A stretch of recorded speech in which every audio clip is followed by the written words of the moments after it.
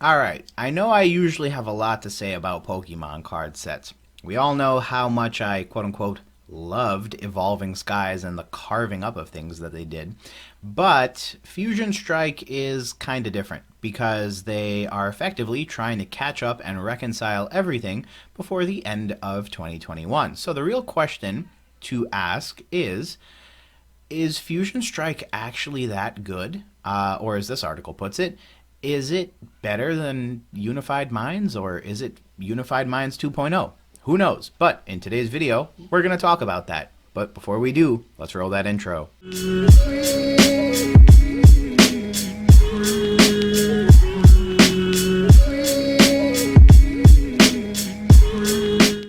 Hey Gengar Gang, what is going on? My name is Ryan, this is the Analytic Gengar, and welcome to another video. In today's video, friends, we talk about Fusion Strike, the most recent Pokemon TCG set.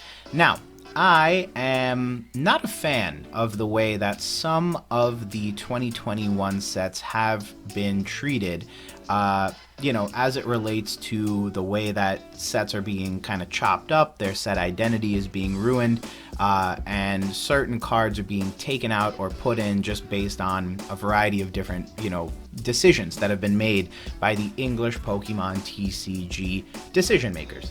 And so today we're going to talk about that because Fusion Strike is apparently meant to be the end-all be-all, right? This is where we are going to see the consolidation and reconciliation of all of those quote-unquote missing Pokemon cards, with the hope and intention being going into 2022, the sets will be a lot more consolidated and will almost reconcile one-to-one with their Japanese counterparts. Now, before we get started, as always, the link to this article will be down below from our friends over at The Gamer. If you like today's video, definitely feel free to leave a like, and hey, subscribe if you are not already in order to join the Gengar Gang. But with all that said, let's get into this. So, article quite literally says, if memories of Unified Minds make you think you could skip Fusion Strike, guess again. Now, I already have an issue with that statement. Here's the genuine truth of the matter. Unified Minds received what is likely the most unfortunate treatment in the history of the Pokemon TCG. And you would only know that in retrospect. So I don't fault anybody for the decision to release Unified Minds when they did, because as far as I'm concerned, they did everything they could to make a great set themed around Mew and Mewtwo. And it was a cool set. It was one of the tag team sets. Long story short, there are a variety of reasons why Unified Minds by itself, standalone, was a great set. And I want to make that abundantly clear going into this video because I genuinely like Unified Minds. The problem, and again, this is only known in retrospect, is that they released arguably the best set of Pokemon cards a few months after Unified Minds was released. And so, when you release Hidden Fates, the set that has become synonymous with Pokemon TCG openings on the internet, I just don't see a way where Unified Minds was going to be remembered fondly. Because the truth of the matter is, it was just a really, really, really bad time for Unified Minds to come out. And I think that Unified Minds has its flaws, but I think that when you release a mediocre / slightly above average set, and then you release what is quite arguably the best set of Pokemon cards ever released ever, you end up in a situation where it's only going to make Unified Minds look worse. People aren't going to find a reason to appreciate it for what it's worth. They're going to find more reasons to hate on it. And that's why I think Unified Minds gets remembered as this really lackluster set. But when you look at it, it was a dope set. And I don't think people are talking about that enough. I don't envy Unified Minds because it came out right before the best set of Pokemon cards ever released. And yeah, of course people aren't going to remember it. People immediately started frothing about the Charizard. I know I did. So yeah, that's why I think Unified Minds never got fair treatment. There had to have been a set that came out before it. It just thinks that it was Unified Minds because I personally think it's a cool set. Anywho, so the November expansion of the Pokemon TCG is, being released a few weeks from now, and obviously Mew is going to be featured on the placard. It's a blue and purple color scheme. It's very reminiscent of Unified Minds, a set that also featured psychic Pokemon very prominently, and it had, a very clear example. Now, I can already tell it's destined to have a bigger impact on the game than Unified Minds. I think that's definitely the case because Fusion Strike mechanics are being introduced in this set. And then, ironically enough, this article makes mention to that Hidden Fates expansion lowered my expectations, but it's one of those things where I don't necessarily know that you should be talking about the post-Hidden Fates expansion and the impact that it had on your expectations for Fusion Strike. You should be talking about the fact that Hidden Fates came out immediately after Unified Minds and stole the limelight from it.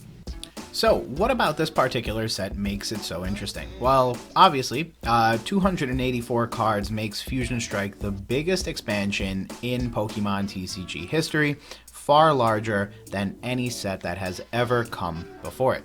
More importantly, you have tons of new artwork, tons of new mechanics, tons of exciting chase cards, and more dragons. Now, the author of this article seems to be a little dragon crazy, and that's probably fair given that Evolving Skies was a super sick set and really did spend some time on dragon-type Pokemon, so it's, pretty cool. And the author also makes note of the fact that for these and many more reasons, it's not Unified Minds 2.0, which is an unfortunate nickname, I guess, that some people have chosen to hold against this particular Fusion Strike set, given its similarity with Mew as sort of a mascot Pokemon.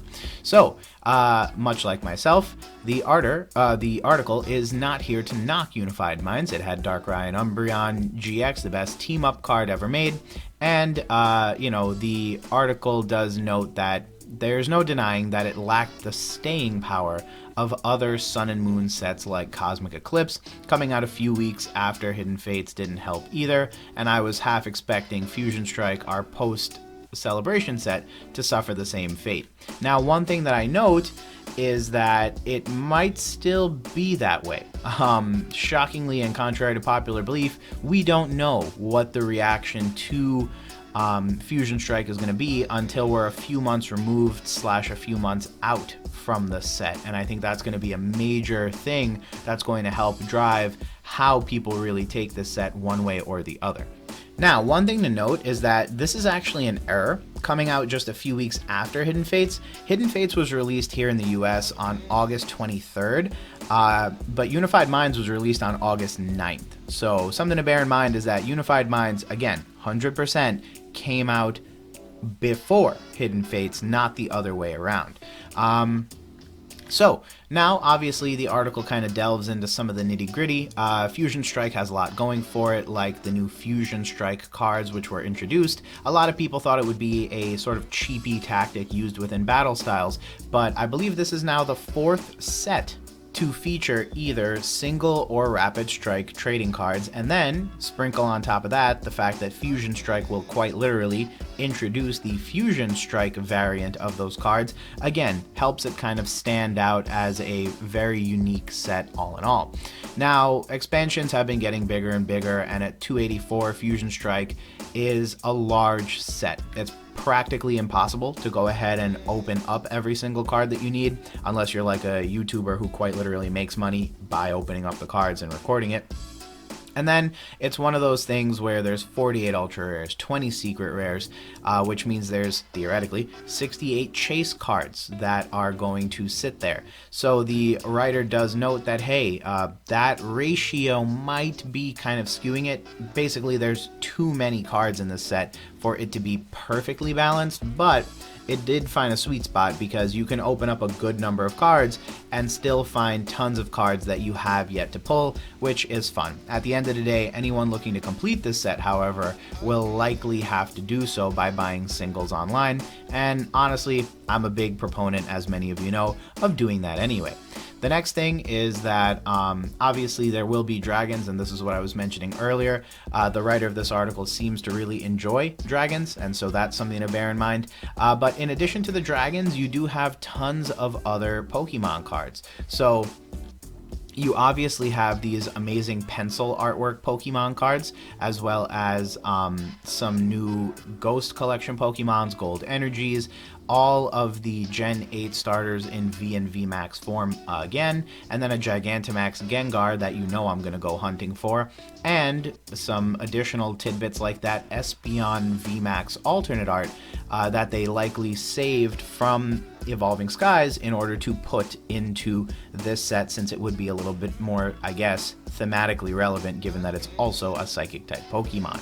So a couple different tidbits. This Fusion Strike set, just so everyone is aware, is effectively going to work like a reconciling set. Pokemon has said that the intention from here on forward is that English will more closely mirror Japanese, but the problem is that given 2021 and the amount of craziness, as early as Battle Styles, we were seeing some cards left over from sets that we didn't see in the English equivalent. And so Battle Styles, Chilling Reign, and then perhaps more pronounced with Evolving Skies, all of those sets had cards missing from the Japanese equivalents that never made it over to English, and so this is really the set, Fusion Strike, where they're just going to pile it all in.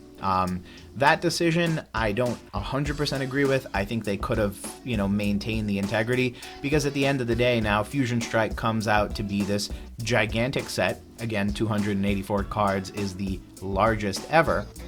And realistically, what would it have cost them to include like 5 or 10 extra cards in the sets that they were most relevant to, as opposed to the opposite case where they're now just kind of chucking in cards here? And one thing that I actually kind of disagree with is this, statement that all these random little tidbits are good. I don't. You don't get credit because by default it has to be included here, right? So the Espeon VMAX being included is not a positive. It's a no-duh kind of situation where, of course, that had to happen. The Ghost Collection probably would have been better in Chilling Reign, and it wouldn't surprise me if that's where many of those cards are coming from. I know Chilling Reign also had a Celebi and a Sandaconda that are alternate art cards that never got put out, and instead are being put here. Why? I don't know. I guess reconciliation has to occur sooner or later, right? So this is why I'm not really a fan of the way they kind of slice and dice this stuff, because this is the inevitable truth. Sooner or later, they have to reconcile back and get all these cards put into an English set, and then you end up with a set that is either too large, too unwieldy, too impossible to complete, and then just kind of confusing at the end of the day as well, because what's the theme? Mew? Okay. If Mew is the theme, then what are all these other cards doing here? It just doesn't make sense sometimes. So, the article wraps up by saying, hey, it's a large set, it's going to be very difficult to complete, but at least it doesn't rely on a special Charizard to build up hype, and it has tons of stuff for tons of different people, right? There's fantastic alternate art cards, there's a breakdancing Genesect, a Lucario V, a Tyranitar V, and a Pikachu V. There's a lot to see here. And then, the I guess theory or main point is Fusion Strike proves there are no more skippable expansions in the Pokemon TCG, and after all the excitement of Shining Fates, Evolving Skies, and Celebrations this year, Fusion Strike has at least managed to impress this particular writer quite a bit. On the flip side of the equation, the opposite is probably true for me. Genuinely, while I think Fusion Strike is super cool, super fancy, and is a big set, which I think is going to be really neat because there are some pretty cool chase cards in there, I do believe that Fusion Strike is really just a symptom of a far larger problem. Pokemon needs to focus in on creating that real set identity that we see over there in Japan. You have your Evolution set, you have your Rayquaza and Duraludon set, and then fine, you want to squish them together and make Evolving Skies? Do so. But remain consistent within that theory. Don't start carving up cards and chucking them into other sets, because at the end of the day, it creates a situation where you, sooner or later, end up with a gigantic, nearly 300 card set that is really just a set because it has cards from every other set that came before it, and then has its own distinct theme in, the Mew and the Psychic type Pokemon, and the Genesect that breakdances. I guess he gets credit too. But those are my thoughts, friends. Let me know yours down below, and as always, if you like today's video, feel free to leave a like, and hey, if you're not already, join the Gengar Gang by subscribing down below. But other than that, friends, I'll be in the comments if you need me, and we will talk soon. Peace.